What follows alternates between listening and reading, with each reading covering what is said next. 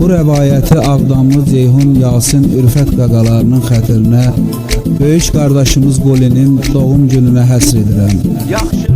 Yaxşıların yurdu Azərbaycan, adına layık olan yaxşı insan. Bugün doğum günüdür qardaş, yad olsun. Böyük qardaş sənin ruhun şad olsun. Bu ad günündən sonra hər gün sənin xatirən əzizdir bizim üçün sənin. Hər ad günündə səni rəğbətlə biz adını qeyd edərik qardaş tərtəmiz. Sən qul hər zaman ürəklərdəsən, varlığınla döynən ürəklərdəsən. Hər iki aləmdə var hörmət sənə, hər iki dünyaya bir rəhmət sənə. Oğru adına sadiq insan olmusan, bu adını daşıyan oğlan olmusan. Bir üstün emirdə adın var sənin, yaxşı olan yerdə adın var sənin. Böyük oğru qardaşımızsan bizim, keçmişimiz yaddaşımızsan bizim. Sən var abuz qoy aləmdə qulu kimi, ilk qoyub getmişsən oğru yolu kimi. Oğrular sırasında öz yerim var, doğrular sırasında düz yerim var. Sən bizim hər zaman ürəyimizdəsən, hər nəfəsdə hər an ürəyimizdəsən. Ahirət məkanda ruhun şad olsun, qulu adı hörmətlə hər an yad olsun. Nə qədər biz varsa fani həyatda, yaşadığımız dünyada hər saatda.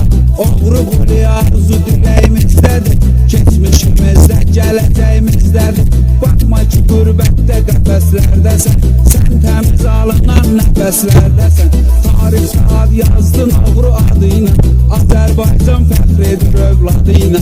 Biz nə qədər varıqsa vardır qulu, bizlərə aləmdə şuardır qulu. Böyük qardaş adına edib diqqəti, dostlar adından deyəkin rəhməti. Qulu səni heç vaxtı unutmarıq biz, tarixlərdə yaddan çıxartmarıq biz. Qulu böyük aləmdə qardaşımızdır, bizim fəxrimizdir, yaddaşımızdır. Fani dünyada neçə illər ötsə, baharlar qış olub fəsillər ötsə, qulu adı çıxmaz yadımızdan bizim, dünyaya çatdır adımızdan bizim. Qulu belə hörmətli oğludur xalqım, namuslu qeyrətli oğludur xalqım.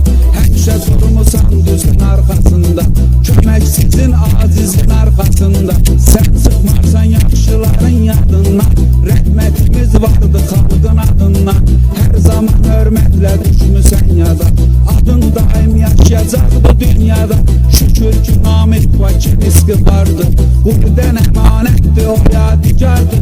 Həmişə parlaq nişan olsun qulu, məkanı cənnət məkan olsun qulu. Həmişə parlaq nişan olsun qulu, məkanı